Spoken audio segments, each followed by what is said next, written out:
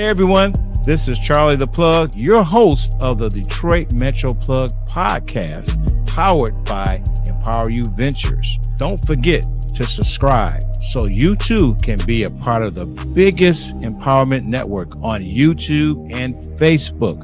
We bring you weekly interviews of Detroit difference makers in the area of entrepreneurship, community involvement, also reaction to business news and community news. This does not happen without your support. Thank you.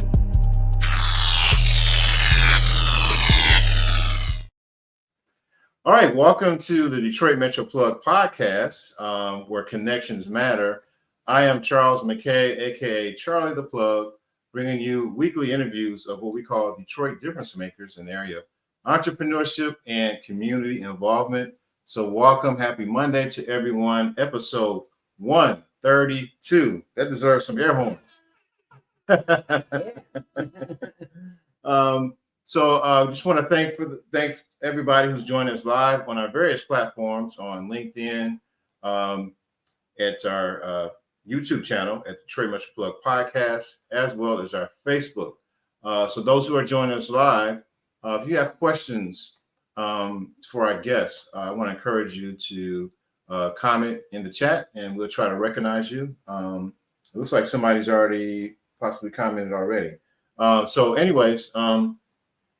want to thank you guys. I'm going to do a formal introduction of our guests today. Let's see here. Here we go. Okay. All right, so our topic is from survivor to advocate, and this is a special episode on a Wednesday night. I'm usually live on Mondays, but this guest is so important. I wanted to bring on the show and have her share a story. We had our first encounter at Detroit TEDx, but I'm gonna read her a little bio so you guys can know a little bit of background about our guest. Our next guest is the founder and chief officer of On the Wings of Angels, which is a 501c3 nonprofit dedicated to supporting domestic violence survivors with immediate, no barrier resources and community care. Our next guest has a background in leading mortgage companies, training programs, and a public relations agency. She's channeled her experience, her professional experience, and her own journey as a domestic violence survivor into a powerful mission of empowerment. Our next guest is a sought after speaker and author, travels across the country sharing her transformation story and inspiring others to reclaim their power, and rebuild their lives. Ladies and gentlemen, welcome to episode 132, none other than JoJo Drives.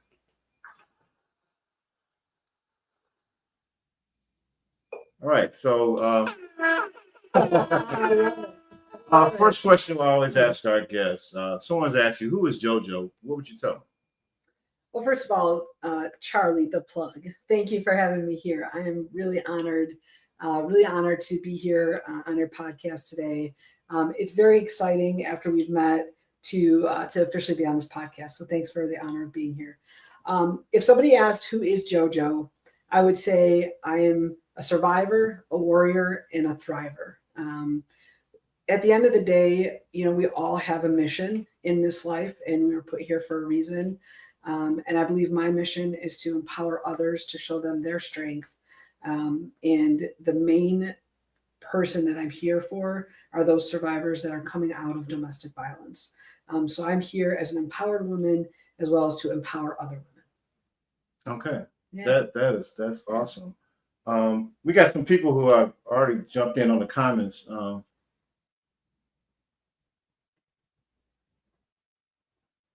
Okay. So we want to recognize Tay. Ty.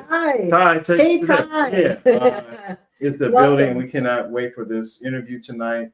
JoJo's an incredible woman. So we just want to thank you for joining. Ty. Hi, Ty. Good to see you. Yes, the podcast. And we also have Gary Ringer says very impressive and there are the air horns. Okay. All right. Thank you, Gary, and thank you for those who are watching us live. Ty's out from here from Metro Detroit. Okay. Moved out of state. Yes. And has a great podcast himself, and Okay.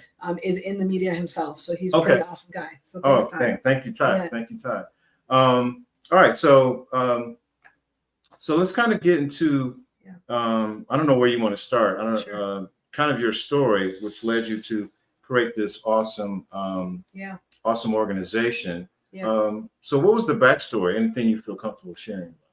Sure. So my story actually starts the first time that I remember being abused. Mm-hmm. So as a survivor, as a warrior, my mission is to show others that you can come from a very violent situation and turn your life around into positivity and empowering others.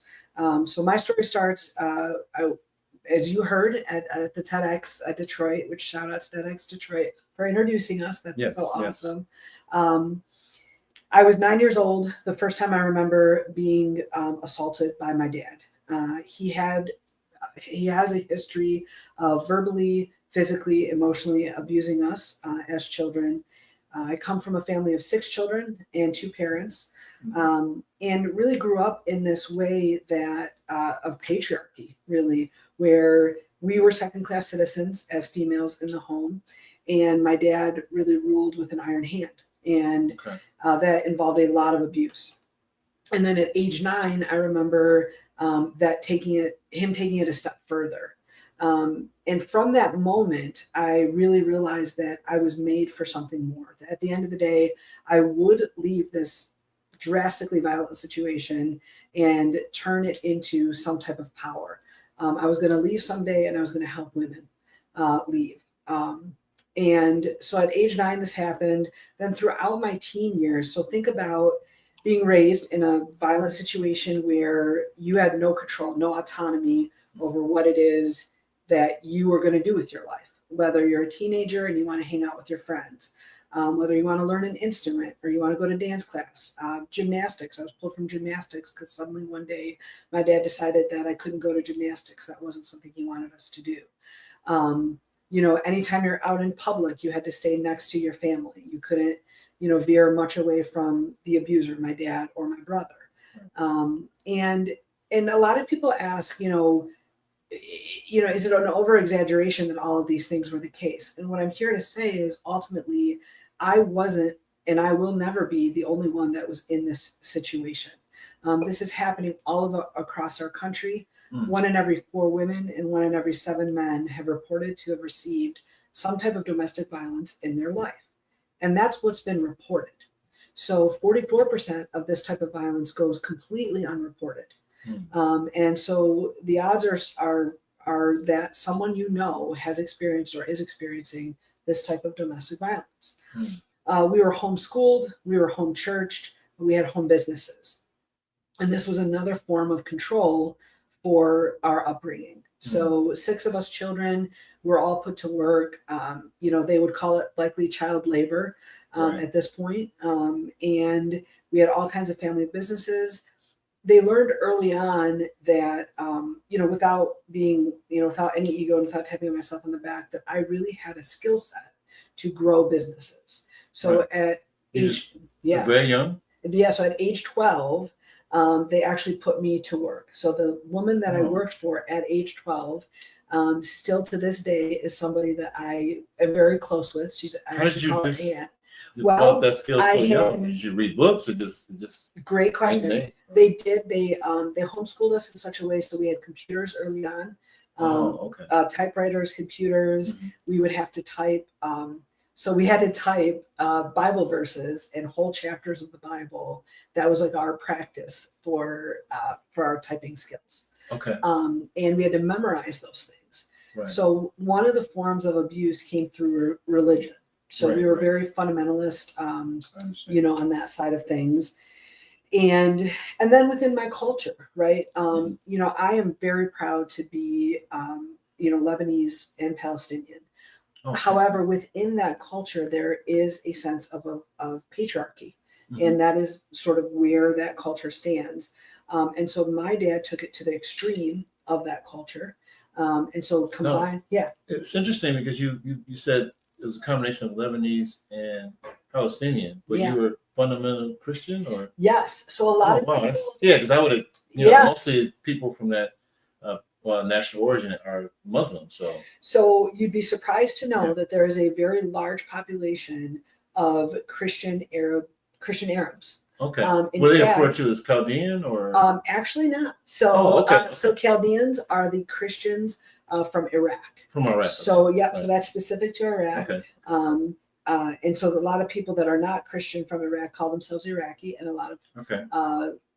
those are like the Muslims from Right. Iraq, and then Christians, they call themselves Chaldean. Okay. But the origin in Lebanon and Palestine and Syria and Jordan and all of those countries, a lot of us, we lived in peace together, Okay. Christian, Muslim, whatever your religion was, and it's very sad how the media has misinterpreted that here in our country. Right. Yeah. So yeah. That's why I asked. Yeah. Clarification. Yeah. Okay. So we were raised within that religion, Mhm. and then add on top of that the homeschooling. So Yeah. I believe that homeschooling is awesome, and Yeah. I'll tell you what, I homeschool my own children. Right. However, when taken to the extreme, like anything in this life, Yeah. whether it's food or religion or Right, whatever it might right. be, anything taken to an extreme has that negative connotation. And so being homeschooled in the way we were was very sheltered. So we grew up in a very sheltered environment. And I think that's the key to all of it. When you're Right. growing up in a sheltered environment, or when you're in an intimate relationship with someone and Yeah. you're being sheltered and not exposed to the culture, or you can't have friends around you, Right. that is like a really hot spot for domestic violence. Wow. And so when you're being sheltered, no one outside of the home knows what's happening within. Right. Yeah. So we looked to the outside world like the perfect family. We had Right. 6 beautiful siblings, Mhm. my beautiful parents. Yeah. We were leaders in our community, leaders in the church. Yeah. We went from rags to riches. Okay. We couldn't rub 2 pennies together growing up, and then growing our businesses throughout the years, Right. we became very wealthy. And so to the outside world, we looked like the perfect family. Like the American dream. American dream. Right. Yeah. And then we'd come home from church and the door would shut, and all of a sudden my dad would turn into a monster. Mm. Beatings and all kinds of just control. And so growing up, I think the origin of JoJo growing up is there's different humans. We're all created differently. Yeah. And so some of us see a situation that's like that and we fight. We're fighters. We're like, no, this doesn't strike me as normal or natural. And then others of us sort of take the victim mentality of, well, this is the situation I was born into. I need to just learn to live with it. And so whether it was my siblings or my mom or whoever it was, they sort of took that mentality like, okay, this is normal. It's not so bad. People have it worse, and then they blamed me for being the loud and outspoken one. Were you the oldest? So I'm the second oldest and okay. oldest daughter. Oldest daughter. So shout out to all the oldest daughters out there. So your oldest was your brother? Yes. Okay. And ironically, it's boy, girl in my family. All right. And so I was loud and outspoken, which I still am to this day, and I'm proud of it. And so for them, they stated that I pushed my dad, and for any of you survivors, It's kind of like victim blaming? Or? Yeah. Okay. So for any of you survivors out there that are listening, you might have been told, hey, it's your fault. Right. Hey, you pushed him to his limits. Hey, you bring out the worst in him. Right. But I think what we need to realize, whether you're, male, female, whatever your gender is that the person that's abusing you, it's their own issue. Yes. It's not something that you're bringing out of. It's not your fault, right? So we need to stop blaming the victims in these situations. But yeah, so throughout the years, we had the homeschool home church. We were very, grew all these businesses. And as we grew the businesses, we started traveling. So we had mortgage business. So you referenced my mortgage. Yeah, mortgage. Yeah. Uh-huh. So we had mortgage and real estate businesses, and within that, we started realizing that we were at a level to start training other people on how to do mortgage as well. Right, right. So banks and so forth would call us and say, hey, would you come train our staff to do either loans, loan processing, Right, right. because all of our loans were getting approved super quickly.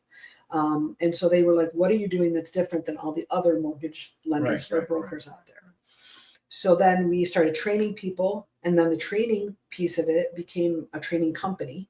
Right. And then the training company piece of it caused us to travel across the country To train other train other banks. other banks. So Wow. now in that zone, that's, I believe, like looking back on, when was kind of those turning points. Right. I really believe that those travel moments were when my eyes really opened that there was this other world out there that I was just not being exposed to. Okay. So there were glimpses of that world, and there were glimpses of light throughout before Mhm. that happened. Right. But those traveling days were really when the page started turning to where I said, okay, there's a bigger world out there. Yeah. I need to have access to it. Mhm. And that's when I started really trying to come out of that whole situation. Wow. Okay. Yeah. And so you have this, the challenges growing up. You were homeschooled, sheltered, kind of a religious structure, and then you're put to work. You could grow in these companies. So what was it about the traveling that opened you? What did you see? Like other families or something to compare to? What was it to spark like, hey, maybe what I'm going through is not normal? Not so normal. Yeah. I would say, so tracking back years and years, I really gravitated to powerful women. So if I look back at my history, I became friends with older, teenagers. Then when I'm a teenager, I'm becoming friends with people in their 20s, Mhm. in my 20s, and people in their 30s.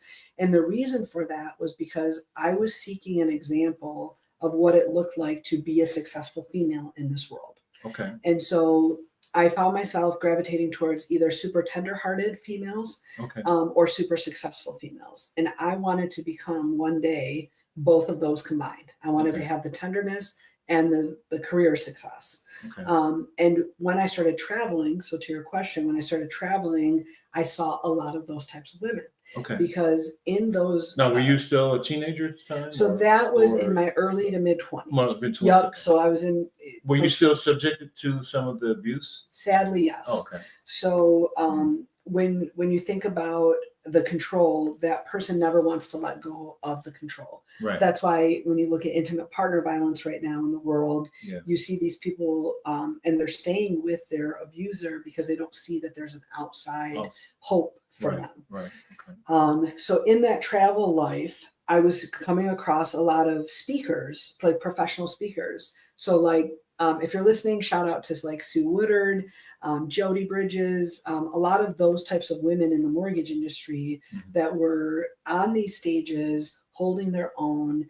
And I was like, oh, these are moms, these are wives, these are single moms, that are also achieving this great career at the same time. Right. And so the example I had at home, sadly, was now my mom was very successful before she married my dad. So she's an immigrant. Right. She immigrated to the U.S. Her citizenship. She's Palestinian or she's Lebanese? So my dad's Lebanese Palestinian and my mom's Lebanese. When she immigrated, her first job, was the Council of Lebanon here in Detroit. Okay. So to this day, if you talk to the council's office, they'll still talk about my mom because she was legendary there. Right. She ran the office. She was absolutely amazing. And then as my dad, as she started having children, which again, if you're a survivor, you'll see this pattern. A lot of times they impregnate you to keep you and to control that, that part. So he kept scaling her work back. No, you can only work 3 days a week. No, you can only work 2 days a week, Because of the children. Because of the children taking care. So he wanted to keep her at home. And so that was like my first example of, okay, this is what I don't want. I don't want a man to control sort of that part of my life. Right.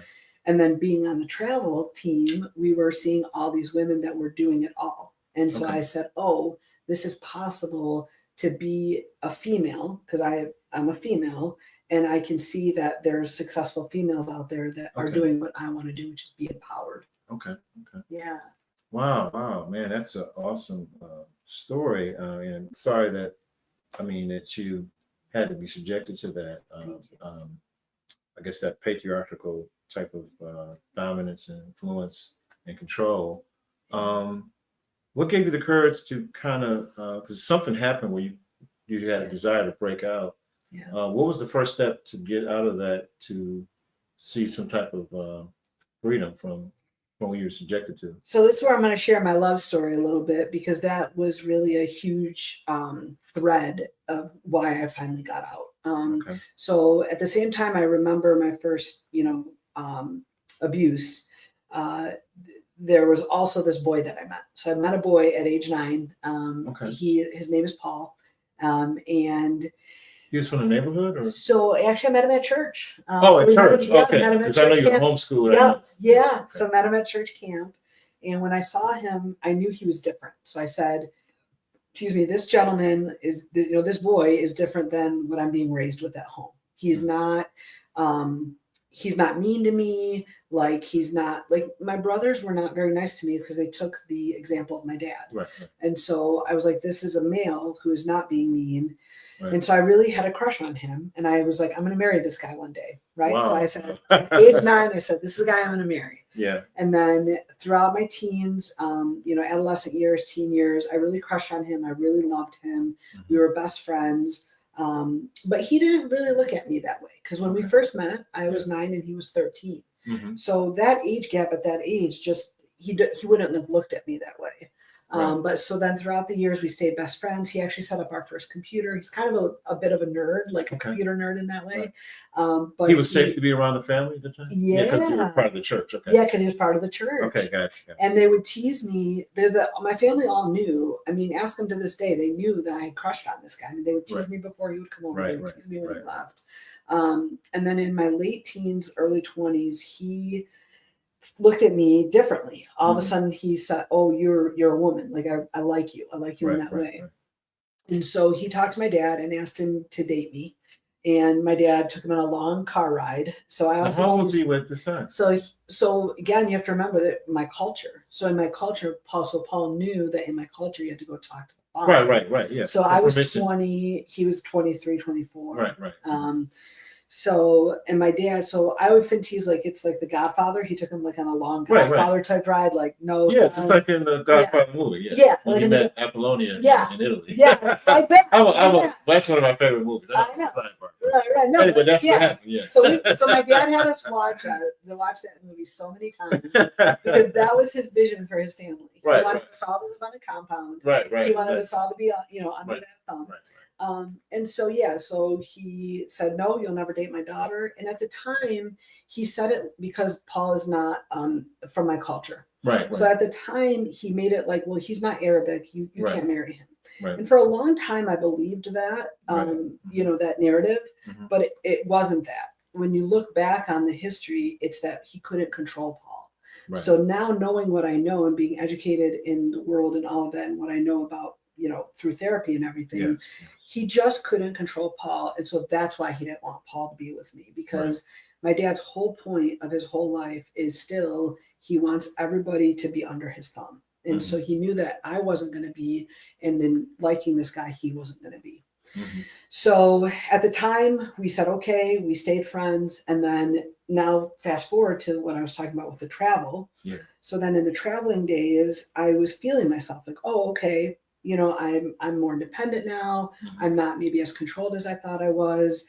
So now I'm 25 and we're traveling, and I call Paul and I say, I don't want to tell my dad or my mom or the family, but I want to explore what it would look like to date you, because I'm now more independent. And he was like, I don't really think you're as independent as you think you are, but we can try this. So we dated for about 3 months, long distance. So because we're traveling, we texted, we talked on the phone till 2, 3 in the morning, many days, and really felt we messaged each other. We still have a lot of those emails and Facebook messages, and we really fell madly and deeply in love. And so about 3 months into that relationship, we went to my dad and said, we want to get married. This is what we're going to do. 3 months. And you guys are dating secretly? Secretly. Okay. But we had known each other since childhood. So we said, okay, this is the person for us. So we went and talked to my dad, and my dad said, him or us. If you choose him, you'll never see your family again. You'll never talk to your mom, your siblings, or me again. which I would have been fine if I didn't talk to him, but I wanted to save the relationship with the family, with Right. my siblings. And if you choose us, you have to cut him out of your life because clearly you like him, you're in love with him. We don't want him just hanging around here, that way. And so at the time, I cut Paul out of my life.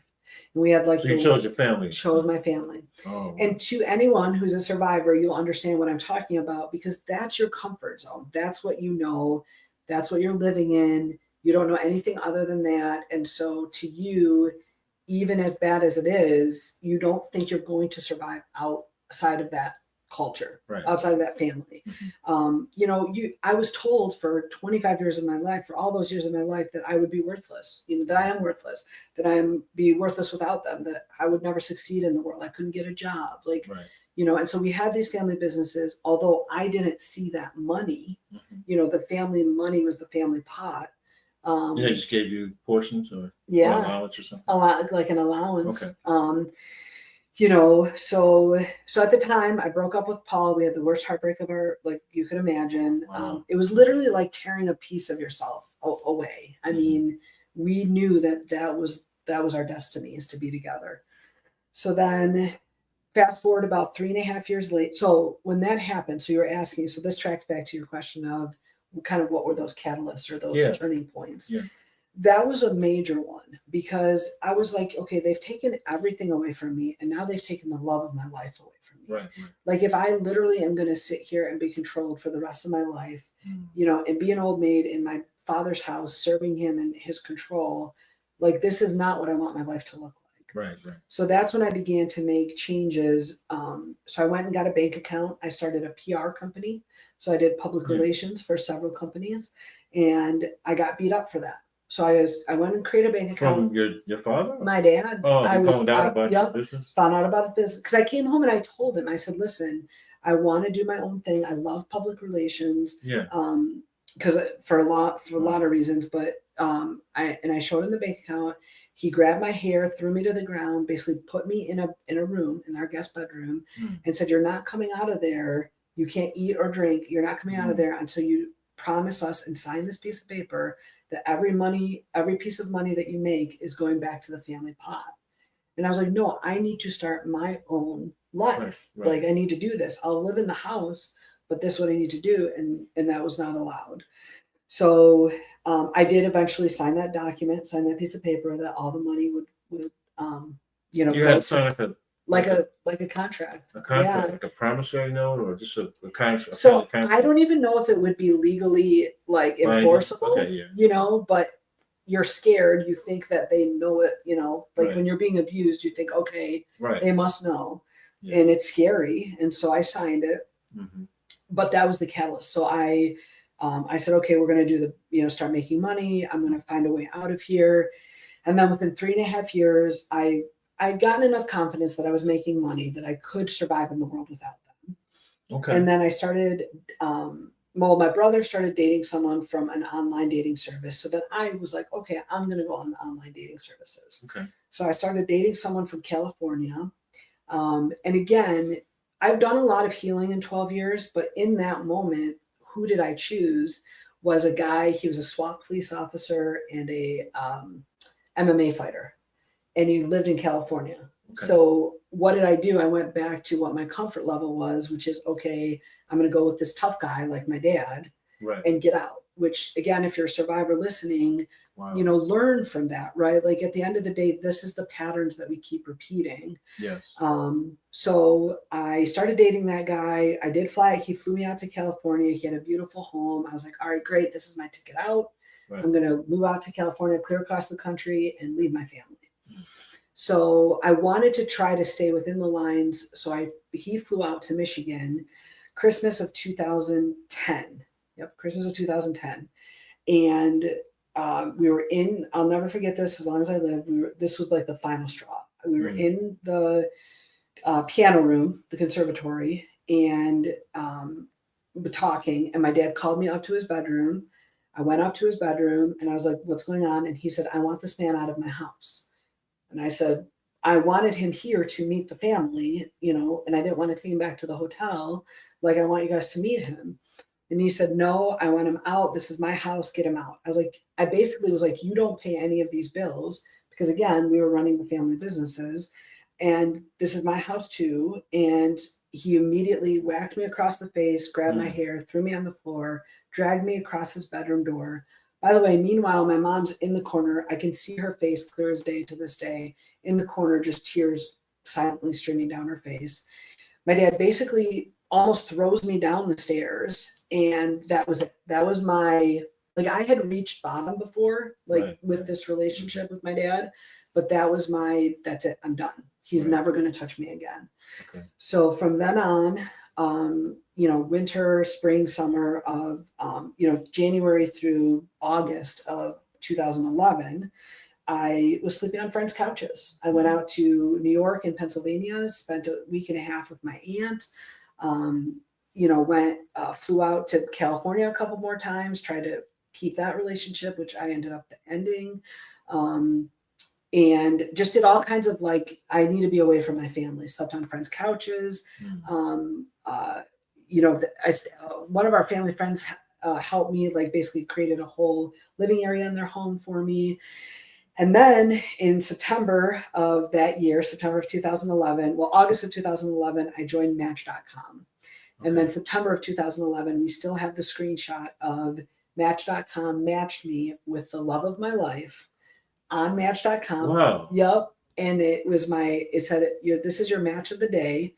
It was a 96% match, and which is like the highest you can get on Match. And it was Paul. And it was Paul. Wow. Did Paul know that you guys matched? Or? He did not know. He saw that I viewed his profile the next morning.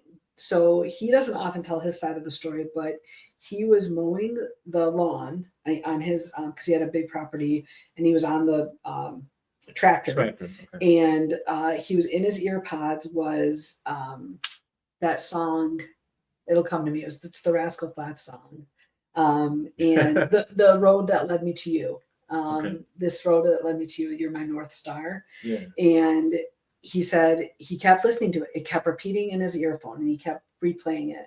Then he walked in the house to get a glass of water, and he looked at his Match profile, and he had seen me. And he was like, that song was like divine, saying, this is her. Yeah. Like, this is your North Star. Wow. And that's awesome. And so he messaged me. So he was the first one to message me. Right. So when that happened the night before and I saw him, I fell to my knees. So, I mean, I don't really talk much publicly about my faith, but I'm a very strong, still to this day, believer in God. And I know for a fact that was God saying, this is your destiny. So I fell to the floor. When he saw that, he started crying, and he messaged me immediately. He didn't even think twice about it. Wow. And his message, which I still have to this day, is, I'm really sorry how things went down with your family. I hope everyone's well. Things must have changed for you to be on Match.com. I would like to reconnect. And how are you doing and how's your family? And then he apologized at the end again. He felt bad for he abandoned you? Or yeah, he felt like he abandoned me in that situation. Wow. So then we reconnected. We tried to reconcile with my family. That didn't really work. My dad still tried to control the situation. So we eloped on February 14th, Valentine's Day, 2012. Wow.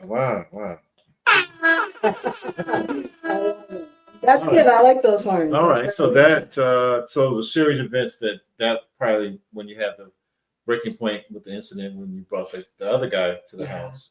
Yeah. And then you reconnected to your love of your life from age 9, Paul. Yeah. From the church, and then you go into this new chapter. Yeah. So I want to get into how the Wings of Angel started, and I actually have a clip. For it was a situation where somebody donated a car. Yeah. And you guys were able to help someone to get out of the situation. Let me show that clip. Awesome. And then take a look at that real quick, and then we'll go into how you started your organization. On your block in Troy, a survivor of domestic abuse was gifted a new car. The Honda Pilot SUV was donated by the Wings of Angels nonprofit. The nonprofit was started by JoJo Dries, a survivor of domestic abuse herself. JoJo says her own experience has taught her that having a vehicle can give survivors a whole new outlook when they're trying to escape. My mentor at the time allowed me to use her vehicle until I rented my own vehicle, which ironically happened to be a Honda. So I leased a Honda. It was my first escape vehicle. So to have this full circle moment of a Honda being given a vehicle to give this freedom for this survivor, it checks all the boxes. The Wings of Angels offers a safe space for those affected by domestic abuse so they can connect with like-minded people and receive some support and guidance. The car was donated by a businessman who drove it all the way from South Carolina. All right, so that's a little clip where you guys was able to provide someone a car to get out of their situation, survivor situation. And so tell us the backstory. How did this organization start and some of the things you do? Yeah. So for the last, since I escaped, the last 12 years, I've done everything I could, everything in my power to help other survivors, whether it was pay their rent or, anytime I was making money, my husband and I would always, find somebody to help. And so throughout those years, I just kept doing that. And from the minute I left, I've told my story. So a lot of people, are ashamed that they come from this, and they should not be. So for me, speaking out about this has been from day one. And so through those years, I would just kind of rally people around and be like, all right, like, look, I met this person, they need our, help, like they need a leg up. And so about 2.5 years ago, one of my mentors said, JoJo, you do this all the time. You should really create a nonprofit like this. How did you find people? Was it word of mouth before you had the organization? Yeah, so people gravitated towards me on social media because you were telling your story. I've done my story on Facebook or Instagram or Facebook, whatever. Instagram. So you were telling your story of surviving. I mean, I would speak to women's groups. Like so that's what. They see you on social and they're like, oh, and then I would get a lot of private messages from. So I got back into the mortgage industry when after I had my kids and all of that, and I wanted to get back into my career. The mortgage and real estate industry was what I knew. So that's when I went back into it. And so those types of people would come to me, realtors, financial advisors, mortgage people, and they're like, well, this is what I'm experiencing at home. Wow. And so I would do everything I could to help them. So that's Yeah. So that's, I guess. So there was a period of time where within 3 months, I had like 10 people, like 10 women, like back to back to back. And I was sharing this with my mentor, and she looked at me and said, it was FaceTime, and she said, JoJo, this is your calling. You need to basically like figure out a way to do this, and you should create a nonprofit because this is what you were put here for. And so that's why you keep being led back to it. So I researched how to create a nonprofit, did a lot of like studying and all of that. And then we paid the money to the IRS, filled in all the applications, created the LLC, and did all of that. And I was like, all right, we're going to do this, and then we're going to tell people about it. And it's going to be a cute little hobby. Like it's going to be like, okay, we'll get more community people to donate a few bucks here and there. But this way, it's not just my family's money being donated. And then she was like, nope, you gotta get a website. Like you gotta grow this, you gotta do the website. So I was like, all right. So we hired N4 Studios, who actually is now Arba Digital. So Arba Digital came out and they're actually cousins of mine. I don't tell everyone that, but now everyone knows. But they are cousins of mine, and they do a bang up job. We called them. They really felt the mission, and they really created this beautiful website. I mean, there's surveys on the website that they came up with. They were like, okay, you got to put a survey that says, as a survivor, what do I need? If I'm donating to you or volunteering, what areas am I going to be an expert at? So we built the website. My husband and I invested our dollars into building that. That was March of 2023 last year. Then in August of, in the summer of 23, we have the website showing now. Oh, thank you so much. You can see it on the, yeah, that's awesome. Yep. So Arba Digital did that. We're so excited. And then I met Taryn Asher. So I knew Roop Raj from Fox 2 and Julie. Julie, his wife, is a therapist. And so we really resonated a lot on social media. And I followed her. I really just resonated a lot with Julie. And then one time we were all at this event for the Troy Chamber of Commerce, and I met Taryn Asher from Fox 2 News. And I was telling Taryn all about my story. And I walked right up to her and I said, this is what we're doing. This is On the Wings of Angels. I gave her our flyer. And she was like, JoJo, I want to tell your story, but I'm in the middle of a project right now. I will call you and contact you and we'll get you on the news within a couple months. Mm-hmm. And sure enough, true to her word, she reached back out to me when her project was finished that she had been working on for the news. And she said, I would like to come out to your home and do a real in-depth interview. Okay. So that was August of 23. And really, to me, that was a huge turning point for On the Wings of Angels, because So that's it was registered in 23. so we were registered in 22, and in 22, 22 we got okay. approved. Did the website in 23, and then Taryn interviewed us at the end. Right. And then that's when people started hearing about us. Right, Like it was not just me and my social network or Okay. my husband. So it was the news story. Yeah. Then Survivor started calling us. And that clip that you played, Yeah. she heard about us on that interview with Taryn.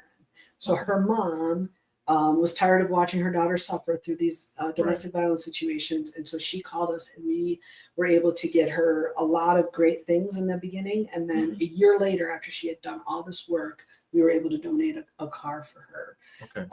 So that was a big turning point. And then in April of this year, we did a gala. Everyone was like, JoJo, it's too early. You can't be doing a gala so early. Right, because it's only a few months in. Yeah, a few months in. But as anyone will tell you, when I have a mission and I want to help people, we're gonna do it. So we had 175 people show up to that for a gala fundraiser. for a fundraiser. Okay. We made a good chunk of fundraising dollars. And all of those dollars went to serve survivors.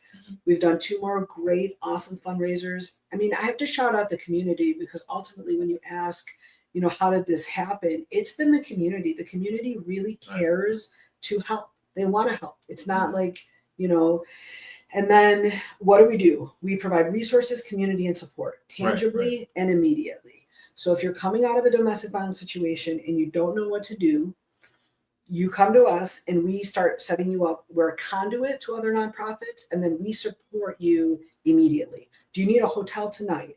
Do you need clothes tonight? As you saw, we have a clothing drive happening. Again, the community. I put one quick post on Facebook. Hey, we have a survivor that needs some clothes. Where can I send her? Because she needed them that day. I normally order like clothes for people and ship them. And everyone was like, we got clothes. So we had like almost 100 comments from that first Facebook post. A friend of mine donated her warehouse. I mean, this is what community is. And that's why I love that we're doing this here in Detroit, because Detroit is nothing if it's not what as a community can do together. And so now we have this warehouse. We got this clothing drive that December 14th, survivors can come shop for free and get a bunch of clothes for them and their kids. So that's how this has happened, just organically. Right. So it's only been about 2 years. Well, it's officially registered in 22. Yeah. And you had a year of things going on, and this is going into the second year. Yeah. What is your, as we kind of wrap things up, Sure. I want to make sure we touch on everything. Yeah. For those who are going to be watching the replay of this on our YouTube channel, what would be your advice for someone who they know they're in a situation that they don't want to be in, and how can they escape? So for me, it's baby steps, right? I was 29 when I finally left, and we live in the United States of America. I could have left at age 18, right? But it was a series of events. So find those little steps. There's books out there. One of the major books that really, really affected me and helped me as a catalyst was Get Out of That Pit. There's this great book out there. It's called Get Out of That Pit. Get Out of That Pit. There's another one called Boundaries. Those are 2 books that I would seriously recommend. You can find them online. I think they're almost free on Kindle or Boundaries online. and Get Out of That Pit. And those are great, great books. And, find your people. So for me, it was all about finding my people. And it's been like that for me from day one. Okay.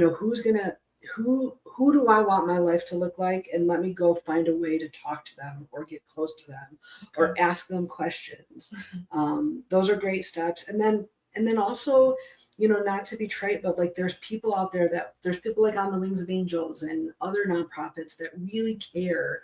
In Detroit, there's Avalon Healing Center. Avalon Healing Center is, really on the cutting edge of service for domestic violence survivors. Mhm. And I think for me, it was getting around people that would not make me feel alone or like I was weird for having this experience, because you feel so isolated, like you're the only one experiencing this when there's a whole world out there. And I think that's what I want to communicate to survivors is you're not alone. Like that there's many people that have experienced this and will not look down on you for being in that situation or guilt trip you or shame you.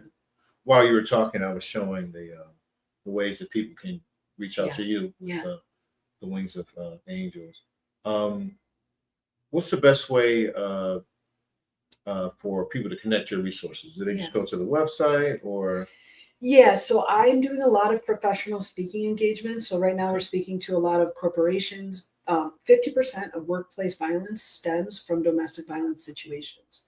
So if you're in HR or you're, leading a company and you want to protect your employees, you need to bring somebody like me in to talk about this. Yeah, because the workplace, it spills into what happens at home, into the workplace. When you look at the gunshots and the things like that in a workplace situation, or violence, somebody coming in, or even your employee, we've talked to people that are trying to get out and they don't even want to go home from work because of that. It's what's happening at home. So to improve workplace performance, we are doing a lot of these types of and showing you how to look for this type of a situation and how to help it. So JoJoDrives.com or onthewings.org. Those are two great, or on social media, Facebook and Instagram. Yeah, we have the slide up. Awesome. So we have your Connect with JoJo on Instagram, Facebook. We have the email for you. And also, so you do speaking and training for corporations. And also, I'm assuming you speak to different groups, advocacy groups. We do, yes. And I'm very excited to be doing that because ultimately, this is a topic that easily gets swept under the rug. And as I've done for 12 years, I'm all about bringing it into the light, shining a light on it and saying this is happening and we as a community can help, instead of being part of the problem. Now I have the viewers can see, I don't know if this is recent with the clothing drive. So tell us a little bit more about that.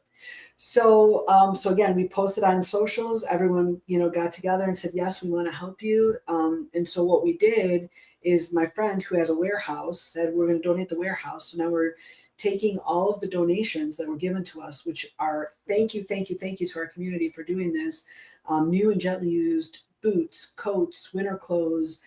We even have now a whole section for spring and summer because we're going to do. So you have a warehouse, I think you mentioned, right? Yeah. So this warehouse was donated for free. So we didn't have to rent it. And she's generously. So you house clothes and things for So now on December 14th, if you're listening on December 14th and you know a survivor or you are a survivor of domestic violence, we're hosting it for women and children. There will be security there, female security, so you can feel safe that there won't be any danger. It's going to be a super safe situation.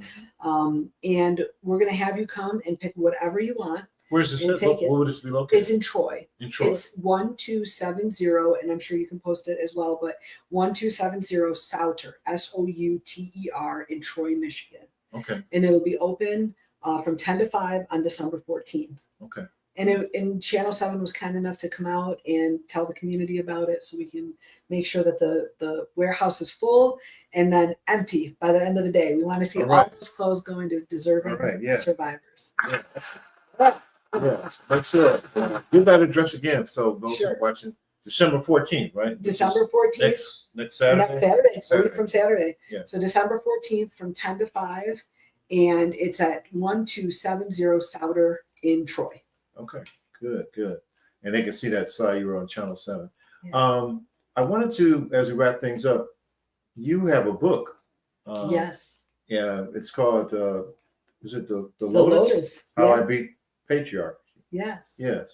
And how do people get that book, and who's this book for? So before you read the book, just know that was written 7 years ago. And so I'm a much even more healed version of myself than I was 7 years ago. Okay. It's a very raw Trigger warning. It's a very raw book. It's not an easy read, but it goes through what a survivor goes through. At least in that situation. I do go into some detail, but I have been much more healed in this 7 years. But yes, it's called The Lotus, How I Beat the Patriarchy. Did they get that off the website? On Amazon. Oh, It's Amazon. on Amazon. It's on Amazon. Yep, it's on Amazon. It's free if you have Kindle. I believe they have it free on Kindle, but it's just you can purchase it and get a soft cover. And you were recently at TEDx Detroit. Yes. What was that experience like? Which TEDx brought me to you, Charlie. So I'm so excited. This is awesome. I was a guest watching. So yes, Johnny from Black Tech Saturdays mentioned you the first time I met him, and then TEDx we met, and it was just a divine intervention. But TEDx was awesome. So essentially, my goal again from day one has been to just shine a light on this topic. And so I believe it was very brave of a platform like TEDx, TEDx Detroit, to say, hey, we want to talk about this on our stage and show people that you can come up out the other side and be thriving and successful and create really the life of your dreams. So when I look back on the dreams that I had as a little girl being abused and the life that I've created now, the people I've surrounded myself with now, the people in my community and my best friends and all of that, the husband that I have, the children that I have, which by the way, shout out to Polly and Lucas, my babies. But yes, they, the life I've created was this dream. And so as a survivor, if you're listening, know that you can, be a thriver at the end of all of it. I want to make sure we got a few comments. Sure. I want to make sure I acknowledge. We got Georgia. We were just talking about Georgia. Oh, so, Georgia, my friend. Wow, that's awesome. JoJo, you deserve the love of your lifetime. I guess she was responding to the story. To your story. Olga. Okay. Yes. So she's been on the podcast. I love Olga. Hi, Olga. Good to see you, friend. All right. Yes. Okay. And Georgia again. Thank you so much for JoJo and the team for all that you do. Love and appreciate you so much. All right. So thanks again, those who are commenting, and we appreciate the support. If you're watching and you find value in what we're doing, definitely like, subscribe. We need more positive content on the various platforms. We can trick the algorithm. It's not about the spilling the tea and controversy. It's about uplifting and celebrating people as well. So like, subscribe. So as we wrap things up, awesome story about what you're doing. You took the pain that you went through and you channeled that to provide empowerment to others. I think that's awesome. And our platform is about celebrating people and giving them their flowers while they're here and acknowledging the positive contributions you're giving to our community. So I just wanted to say thank you for all that you're doing. And lastly, I wanted to ask you, who has been some major influences on your life and helped you in your current work you're doing now? Well, and to your point about the positivity, I just want you to know that when we first met, we were talking at TEDx Detroit and everything. Your story was powerful for me, just how you started this and why you started this, and the vision behind bringing this positivity to the community. So thank you for what you do in bringing those positive stories. So I would say there's a handful of major influencers that have truly influenced my life. And I'm not going to say sorry. I'm going to say sorry, not sorry, because they're all women. They're all women. Okay. So first and foremost, my therapist. So Dr. Christina Hammerly, from day one, from the first time I called her, she said, she took me on, and she's still my therapist to this day and has truly changed the trajectory. Sue Woodard, who I mentioned earlier, was one of the first influential women in my life that I was like, wow, I want to be her one day. So shout out to you, because you still are the same beautiful, kind-hearted, tender-hearted, strong, empowered female with a badass career and just all of that. And then I really want to shout out a woman who is no longer with us. It's my grandma. So my grandma was a huge influencer in my life. She married a divorced man in a day when you just don't do that. She just fought the patriarchy her whole life until the minute she died. And she was able to meet Paul, which God I'm just so grateful that that we were able to have that. And she met both of my sons. So I would say my grandma, and then my other grandma that I was named after, Josephine, who I never met, but I hear I'm a lot like her, very independent and empowered. And the fifth person I'd like to name is actually here with us today. Okay. Sana Johns, and you can find her on socials as well. Okay. But Sana came into my life. I don't want to get emotional, but she came into my life at like the perfect time, right? It was this time that I was on the edge of one way or another, and she just came in and influenced in such a positive way, and has stayed that influential from the beginning. And I think in as you get to this point of your life, I'm in my 40s. It's hard to find those female friendships of mutual like encouragement and empowerment. And Sana, and I'm sorry, one last person, Ashley Chambers. Both of them came in sort of at a very tender moment in my life. And I would say they've both influenced me every day to be a better version of myself, and encouraged me and uplifted me, and vice versa. So those would be my influencers. Okay, that's awesome. Awesome.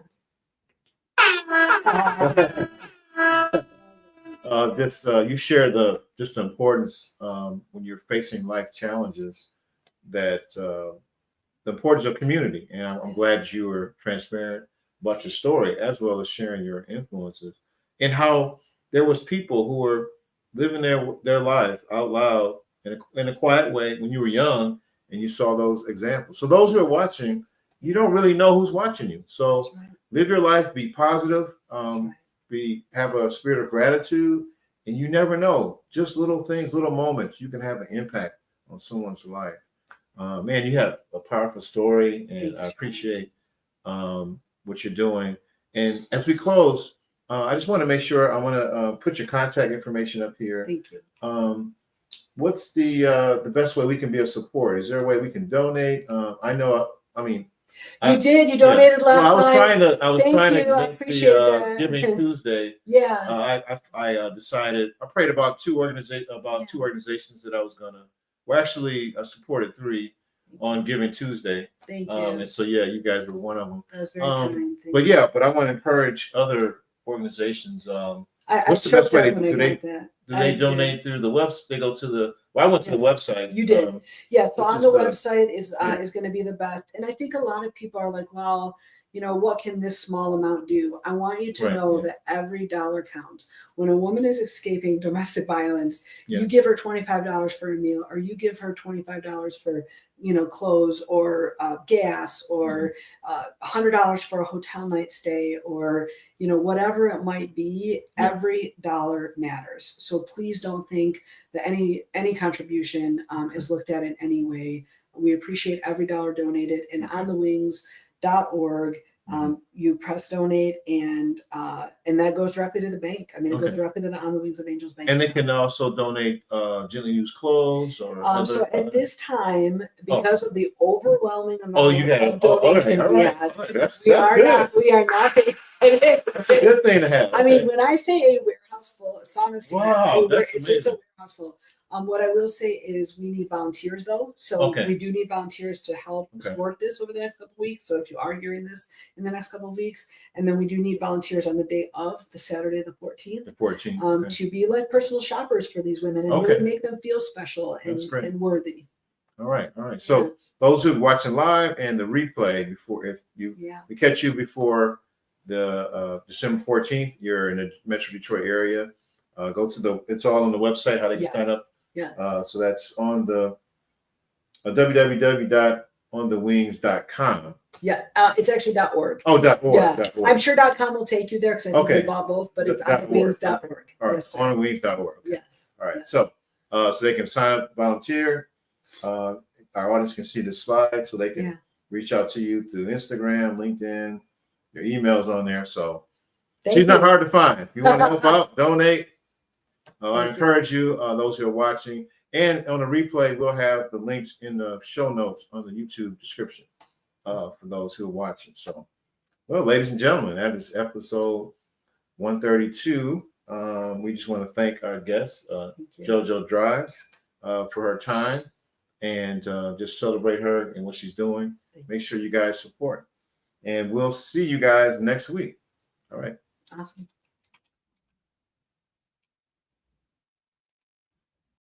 Hey everyone, this is Charlie the Plug, your host of the Detroit Metro Plug podcast, powered by Empower You Ventures. Don't forget to subscribe so you too can be a part of the biggest empowerment network on YouTube and Facebook.